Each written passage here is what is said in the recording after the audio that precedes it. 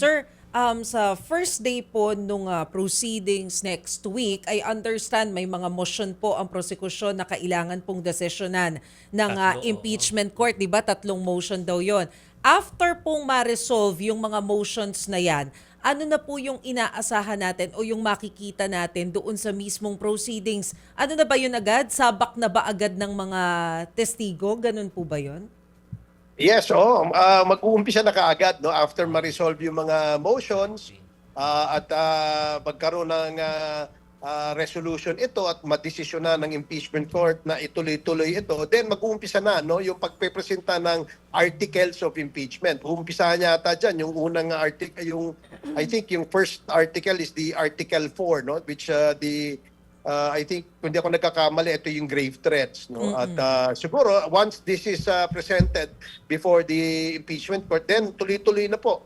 Diyan na po mag-uumpisa yung paglalatag ng testigo, paglalatag ng mga ebidensya. Ganun naman din ang gagawin ng ating panig ng depensa. Sabak pala agad. Pero gaano po ka-importante yung presensya ni Vice President Sara Duterte dito? Or hindi pa ba requested yung kanyang presence sa first article?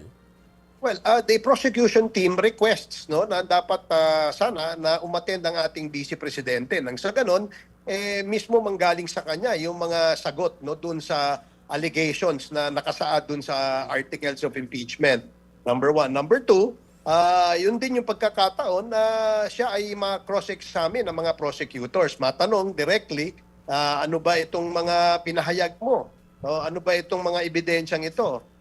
Kung ito ba papasinungalingan niya, ano po ang kanyang basihan? So it's better that the Vice President attends nang sa ganun, magkaroon din ng opportunity na siya ay makapagdepensa sa kanyang sarili. Ito yung sinasabi natin na due process. No?